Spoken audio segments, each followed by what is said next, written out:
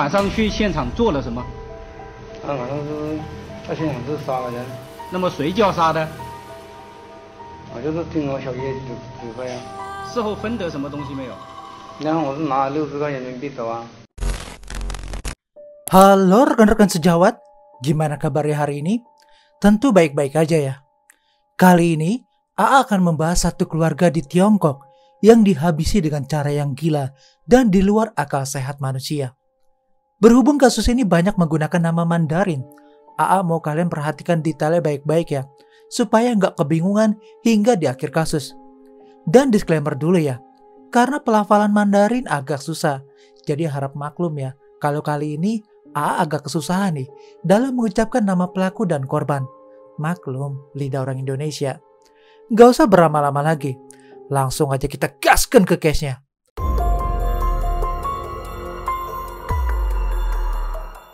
Kali ini, AA akan membawa kalian ke negeri tirai bambu untuk berkenalan langsung dengan dua keluarga dari keluarga Chow dan keluarga Ying. Di sini AA akan memperkenalkan terlebih dahulu silsilah keluarga Chow dan keluarga Ling, biar nantinya nggak kebingungan. Biar lebih jelasnya lagi, silakan kalian lihat terlebih dahulu pohon keluarga yang AA gambarkan di sini. Keluarga pertama dari keluarga Chow yang merupakan silsilah keluarga suami, di mana ada kepala rumah tangganya bernama Chow Sesyong, ibu kandung Chow Sesyong alias nenek bernama Peng Chisem, beserta dua anaknya Chow Sesyong bernama Chow Chonglin dan Chow Shuefeng. Sedangkan dari keluarga Ling, yang merupakan silsilah keluarga dari sang istri, beranggotakan Ling Xiaoping, yang merupakan kakak pertama, Ling Xiaoyun, kakak kedua sekaligus istri dari Chow Sesyong, dan Ling Xiaojian, paling akhir. Ling Xiaoping mempunyai dua anak, bernama Su Kecang dan Suci, sedangkan Ling Xiaoyun mempunyai anak hasil pernikahannya Chow Sesyong bernama Chow Chonglin dan Chow Shufang. Pada tanggal 2 Mei 2011, kota Heizhou dihebohkan dengan seluruh keluarga Chow ditemukan gak bernyawa di kediamannya. Kepolisian setempat menemukan keempat anggota keluarga, yakni Chow Sesyong 44 tahun dan istrinya Ling Xiaoyun 46 tahun, serta kedua anaknya bernama Chow Chonglin 16 tahun dan Chow Shuefeng 15 tahun, sedang terpujur kaku di 3 kamar yang berbeda di kediaman keluarga Chow. Rumah keluarga Chow memiliki 7 lantai. Lantai 1 dan 2 digunakan untuk tempat berjualan dan sewa tempat ke beberapa pedagang. Chow Sesyong dan keluarganya tinggal di lantai 4, sedangkan ibu Chow Sesyong bernama Peng Chisem dan pengasuhnya tinggal di lantai 5. Untuk lantai 3 dan 6 gak digunakan dan dibiarkan kosong. Saat itu, pengasuh dan ibu Chow gak mendengar apapun di lantai bawah. Ia berpikir mungkin Chow Sesyong dan keluarganya sedang keluar rumah untuk menghadiri pernikahan keponakannya. Pagi harinya, ibu Chow Sesyong menghadiri acara pernikahan tersebut. Saat di sana, ia gak menemukan Chow Sesyong, istri dan kedua anaknya. Ia udah mencoba menelpon, namun gak ada kabar. Akhirnya, ia memutuskan pulang ke rumah. Sesampainya di rumah, ia berteriak histeris karena mereka semua ditemukan meninggal dunia di kamar masing-masing. Dalam kondisi gemetar, ia segera menghubungi kepolisian setempat. 你好，获得110。你家人在家里，哎呀，好像是你家人死亡了。你家人死亡了。 Dari hasil penyelidikan, kepolisian menyimpulkan bahwa motif kematian keluarga Chow adalah korban penghabisan nyawa. Hal itu dilihat dari adanya bekas luka pada kepala dan sajam di tubuh mereka. Diduga, pelaku nggak mengincar harta korban karena sejumlah uang dan barang berharga milik korban masih aman dan utuh. Selain itu, pelaku juga nggak meninggalkan jejak di rumah. Diketahui, para pelaku udah membersihkan tempat kejadian dengan menghapus semua sidik jari serta jejak sepatu yang terlihat di lantai. Sejak kejadian itu, warga kota Heizhou menjadi takut dan panik. Mereka nggak berani keluar rumah dan ada juga warga yang memilih keluar dari kota itu untuk mencari tempat tinggal baru. Warga khawatir sang pelaku akan kembali lagi dan melakukan kejahatan yang sama. Karena kondisi warga Heizhou nggak kondusif, kepolisian mengumumkan untuk memberikan hadiah sebesar 50.000 yuan atau sekitar 110 juta rupiah kepada warga yang berhasil mengetahui pelaku. Dan apabila menemukan bukti terkait kasus tersebut, maka akan dinaikkan bayarannya sebesar 200.000 yuan atau sekitar 440 juta rupiah. Keluarga Chow merupakan keluarga kaya raya dan terpandang, sehingga kejadian ini menjadi sorotan publik khususnya bagi warga kota Hezhou. Chow Zhexiong, sang ayah, diketahui menjabat sebagai Direktur Biro Perpajakan Lokal cabang Heje di distrik Babu. Alhasil, media setempat menyebut kasus ini sebagai kasus kematian keluarga Direktur Pajak daerah Hezhou. Sementara istrinya Ling Xiaoyun adalah seorang pengusaha besi dan semen yang udah ditekuninya selama bertahun-tahun. Banyak banget opini negatif yang beredar tentang kematian keluarga Chow. Isunya kekayaan keluarga Chow didapat dari hasil korupsi selama menjabat sebagai direktur pajak. Warga setempat menuding Chow Zhexiong telah memanfaatkan jabatan dengan menindas orang lain demi keuntungan pribadi. Namun faktanya, Chow Zhexiong hanya seorang wakil bagian setingkat kader yang gak mempunyai kuasa cukup tinggi untuk bisa melakukan korupsi. Polisi telah melakukan penyelidikan dan menemukan posisi jabatan Chow Zhexiong yang terbatas. Sehingga kejadian ini kemungkinan besar bukan akibat dari adanya balas dendam dari orang yang pernah ditindas. Dan dari hasil penelusuran, diketahui terdapat pintu yang memisahkan antara lantai satu dengan lantai lainnya. Masing-masing lantai terdapat pintu sendiri, sehingga nggak mungkin orang akan masuk ke dalam begitu aja tanpa memiliki kuncinya. Menurut pengasuh yang tinggal di lantai 5, ia nggak mendengar hal aneh pada saat itu, dan nggak ada tanda-tanda terjadinya pembobolan pintu maupun jendela.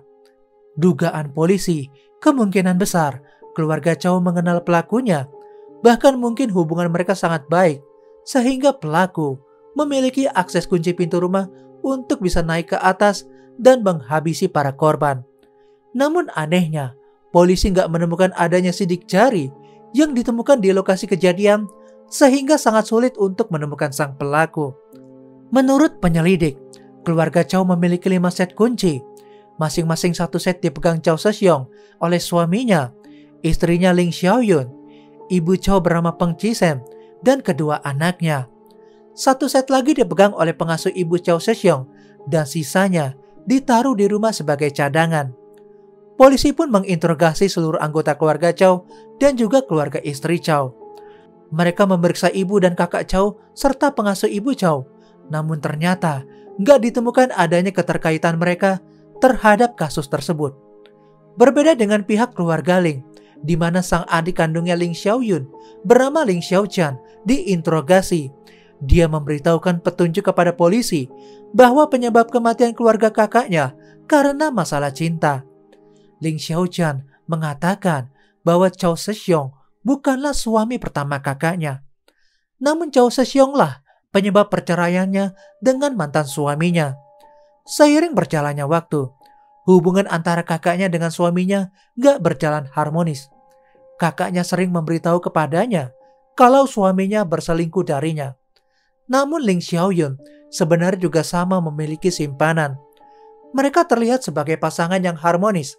Namun saat berada di rumah, mereka saling bertengkar dan pertengkarannya juga disaksikan oleh ibu Chow dan pengasuhnya.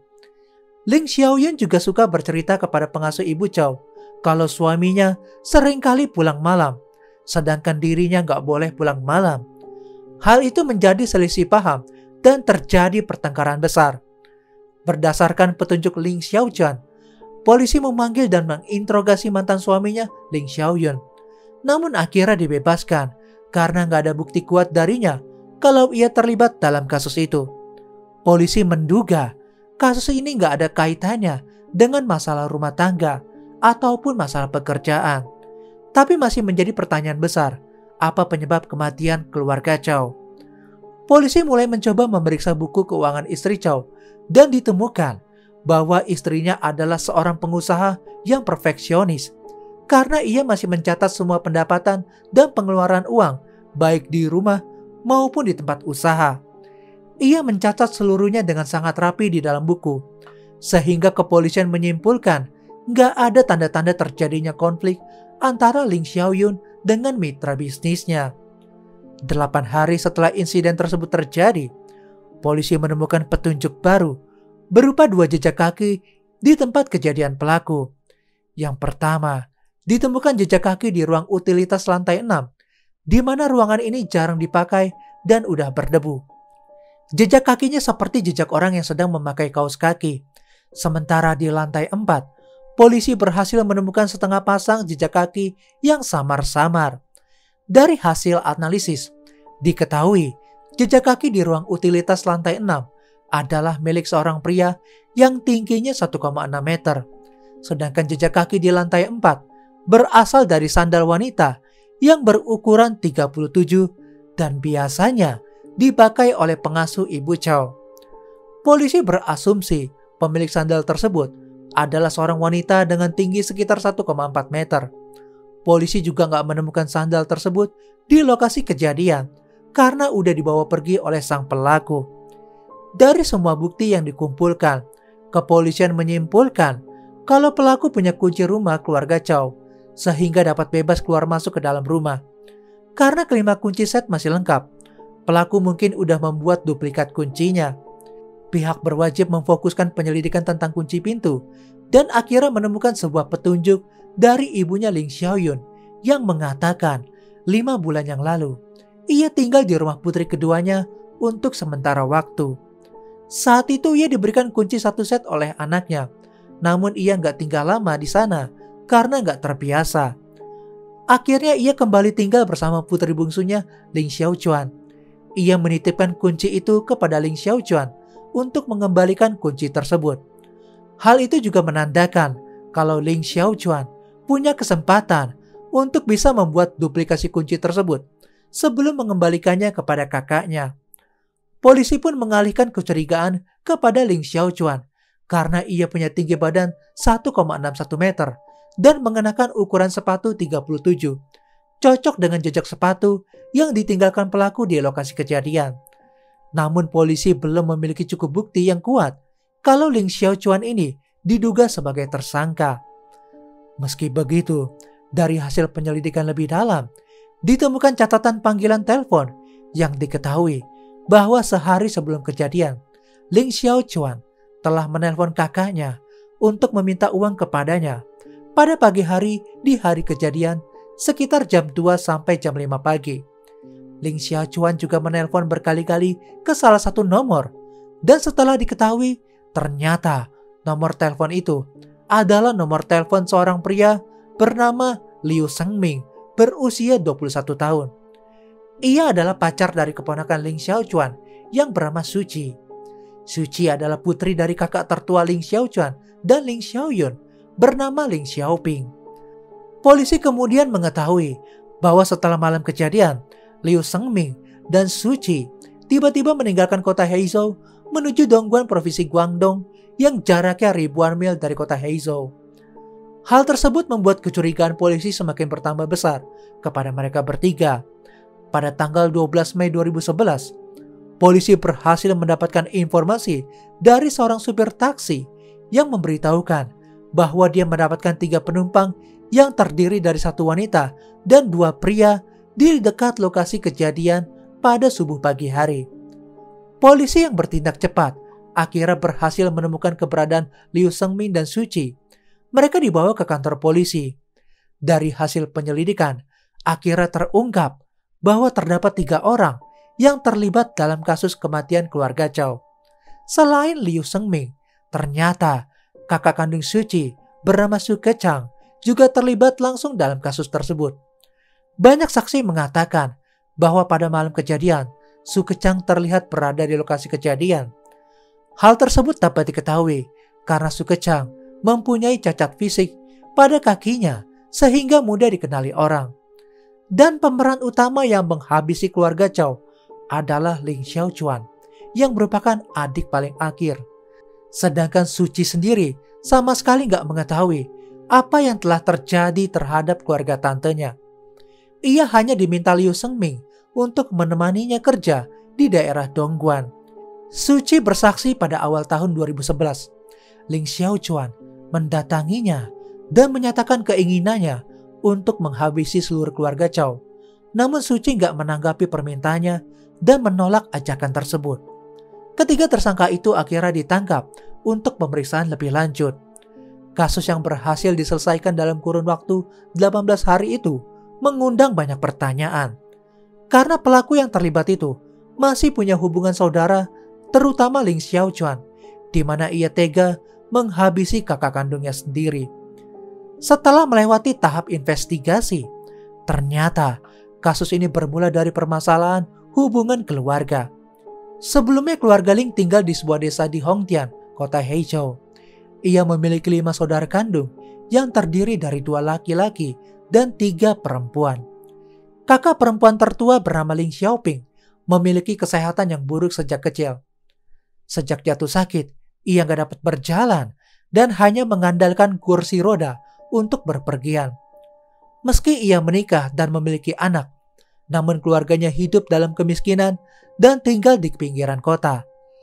Sementara Ling Xiaoyun dan adiknya Ling Xiaochuan memiliki paras yang cantik dan ceria, sehingga disukai banyak orang.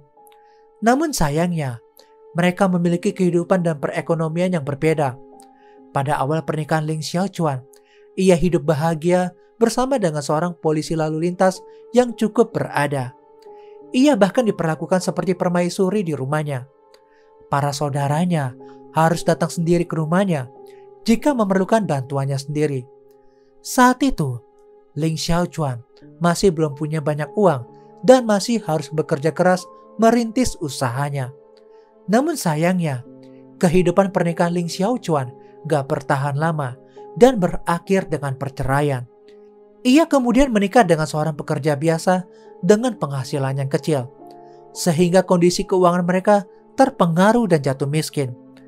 Di sisi lain, walaupun Ling Xiaoyun kurang beruntung di pernikahan pertamanya juga, tapi dia hidup bahagia di pernikahan keduanya dengan Chow Sexiong. Berkat kerja kerasnya, ia berhasil membangun pondasi keluarga yang kokoh. Ia mulai membangun usaha besi dan semennya di kota Heizhou. Dan pada tahun 2000, dikarenakan Ling Xiaoyun butuh direktur interior di perusahaannya, ia meminta kepada Ling Xiaochuan dan suaminya bernama Li Ling untuk berhenti dari tempat kerjanya di pusat transportasi penumpang dan membantu usaha miliknya. Saat itu, perusahaan Ling Xiaoyun baru dirintis dan kekurangan dana, sehingga ia ingin bekerja sama dengan adiknya. Ling Xiaochuan pun akhirnya memutuskan untuk berinvestasi sebesar 130.000 yuan atau sekitar 280 juta rupiah ke dalam perusahaan kakaknya. Kebetulan, waktu itu Ling Xiaochuan masih memiliki dana hasil tabungannya yang lumayan banyak untuk berinvestasi di perusahaan kakaknya. Namun Li Ling merasa bekerja sama dengan kakak iparnya gak mudah karena banyaknya kerjaan yang harus ditangani. Ia gak hanya sibuk setiap hari, akan tetapi gajinya yang didapat juga sangat kecil. Lama-kelamaan, ia dan kakak iparnya timbul jarak seperti layaknya bos dan karyawan. Ia udah mencoba meminta kenaikan gaji, namun Ling Xiaoyun gak mengabulkannya dan bahkan gak memberikan keringanan dan toleransi kepada keluarganya sedikit pun. Seiring berjalannya waktu, usaha Ling Xiaoyun bertambah maju. Mereka berhasil membangun rumah besar, membeli mobil baru, dan memiliki banyak properti di mana-mana. Melihat kakaknya semakin kaya, Ling Xiaochuan gak bisa menahan rasa marah di hatinya. Ling Xiaoyun semakin sukses dan menjadi pahlawan seluruh keluarga besar Ling. Hal itu membuat Ling Xiaochuan sangat cemburu dan iri terhadap kakaknya. Bahkan suaminya sendiri harus bekerja di bawah tekanan Ling Xiaoyun. Selain itu, sikap Chow terhadap keluarga istrinya sangatlah dingin dan cuek. Banyak yang menganggap sikapnya sedikit menghina keluarga istrinya yang berasal dari perdesaan. Ia juga gak senang ketika mertuanya datang dan mengunjungi istrinya. Ia mengatakan bahwa Ling Xiaoyun udah kaya raya dan membenci saudaranya yang sangat miskin. Ling Xiaoyun kini bersikap angkuh dan gak peduli dengan penderitaan keluarganya lagi. Saat ibu dan kakaknya sakit dan membutuhkan bantuannya, Ling Xiaoyun selalu menghindar dan gak mengatakan gak punya uang, serta meminta agar Ling Xiaochuan yang membayarnya. Ia udah gak peduli dengan keluarga dan kerabatnya di kampung halamannya, sehingga hubungan dengan seluruh keluarga besar semakin renggang. Uang investasi yang udah diberikan Ling Xiaochuan ke perusahaan kakaknya juga gak memperoleh keuntungan seperti yang dijanjikan. Ia malah dipecat dari perusahaan kakaknya, sementara suaminya bekerja siang malam malah belum dibayar dalam waktu yang sangat lama. Saat diminta gajinya pun, Ling Xiaoyun selalu mengatakan perusahaan sedang sepi dan belum punya uang untuk membayar gajinya. Akibat penindasan kakaknya, kondisi finansial keluarga Ling Xiaochuan semakin sulit. Selain itu, Ling Xiaochuan juga punya pengalaman pahit saat kematian kakak tertuanya Ling Xiaoping. Hubungan Ling Xiaochuan dengan kakak tertuanya sangat baik dan dekat. Namun kondisi kakak tertuanya selama beberapa tahun semakin memburuk dan sering keluar masuk ke rumah sakit. Sehingga ia terpaksa meminta bantuan kepada kakak keduanya Ling Xiaoyun dan berharap dapat membantu membiayai rumah sakitnya. Namun ia hanya memberikan 5.000 yuan aja dan gak mempedulikan mereka lagi. Karena uang yang gak cukup, akhirnya kakak tertuanya meninggal dunia di rumah sakit. Kejadian itu menambah amarah dan kebencian yang besar bagi Ling Xiaochuan. Pada tanggal 1 Mei 2011, sehari sebelum kejadian, Ling Xiaochuan mau membeli susu untuk anaknya. Ia menelpon Ling Xiaoyun untuk membayar sisa gaji suaminya yang belum dibayar. Dari situlah terjadi pertengkaran karena kakaknya gak mau membayar kepadanya dan mengatakan anaknya sendiri aja gak diberikan susu. Ling Xiaochuan merasa kesal karena dianggap seperti seorang pengemis yang padahal itu adalah uangnya sendiri. Gak tahan lagi dengan hinaan kakaknya, Ling Xiaochuan berpikir akan menghabisinya pada malam itu. Saat itu ia menghubungi Su Kecang dan Liu Sengming untuk melaksanakan niat jahatnya dengan imbalan masing-masing 100.000 yuan atau sekitar 220 juta rupiah. Su Kecang adalah keponakan dari Ling Xiaoyun, anak pertama dari Ling Xiaoping yang sakit-sakitan sejak kecil dan akhirnya meninggal dunia. Su Kecang menyalahkan tantenya Ling Xiaoyun atas kematian ibunya karena dianggap gak mau membantu ibunya saat sedang sakit. Karena udah dendam terpendam lama, membuat dirinya mau diajak kerjasama dengan Ling Xiaochuan untuk menghabisi keluarga tantenya. Sedangkan Liu Sengming adalah pacar suci, adik kandung Su Kecang yang kala itu berumur 21 tahun. Ia juga setuju ikut dalam pembunuhan berencana keluarga Chow karena dijanjikan akan menerima uang sebesar 100.000 yuan. Selain menerima imbalan, Su Kecang dan Li Sengming juga dijanjikan akan mendapatkan bagian warisan atas kematian kakaknya Ling Xiaoyun. Nantinya, warisannya akan jatuh ke tangan ibu mereka sehingga kelak akan mendapatkan bagian warisan tersebut. Pada malam kejadian, mereka segera menuju ke rumah Chow dan menunggu sampai larut malam. Mereka masuk ke dalam rumah dengan menggunakan kunci yang udah diduplikat oleh Ling Xiaochuan. Mereka dengan mudah masuk ke lantai atas, lalu menghabisi seluruh keluarga Chow. Mereka sempat berencana ke lantai 5, di mana ibu Chow dan pengasuh berada. Namun mereka nggak berhasil membuka pintu lantai 5. Dan akhirnya pada tanggal 9 November 2011, berdasarkan hasil sidang pengadilan memutuskan ketiga terdakwa terbukti bersalah atas pembunuhan yang disengaja dan terencana dengan motif dan cara yang sangat kejam dan gila. Sehingga pengadilan memberikan hukuman mati kepada ketiga terdakwa. Ketiga terdakwa menolak putusan itu dan mencoba naik banding. Ling Xiaochuan mengatakan dirinya gak melakukan pembunuhan berencana dan gak menghasut orang untuk terlibat dalam kasus ini. Namun usaha bandingnya ditolak oleh pengadilan dan putusan awal tetap menetapkan tanggal 24 Januari 2013 jam setengah 10 pagi ketika terpidana dieksekusi sebagai imbalan atas kejahatan yang telah mereka lakukan. Nah, kesimpulan dari kasus ini, meskipun ada hubungan saudara dan sekeluarga, ternyata nggak menjamin saling membantu ya lur. Akhirnya kasus ini hanya terjadi di film-film aja. Ternyata beneran ada di kisah nyatanya. Mungkin dari kasus ini kita bisa belajar ya, bahwasanya Sesama saudara kandung harus saling menghormati dan saling membantu. Apalagi adiknya yang bernama Ling Xiaochuan juga udah membantu kakaknya Ling Xiaoyuan yang membangun perusahaan. Tapi meskipun begitu, cara yang dilakukan oleh adiknya gak patut ditiru juga ya lur. Dendam sih boleh aja, tapi gak harus menghabis nyawa orang lain. Apalagi saudara kandung sendiri. Tapi kalau menurut kalian gimana nih lur? Coba komen di bawah ya. Oh ya, AA mau mengucapkan selamat menunaikan ibadah puasa bagi kalian yang menjalankannya. I'm Curna AA, and still next time, stay safe ya lur.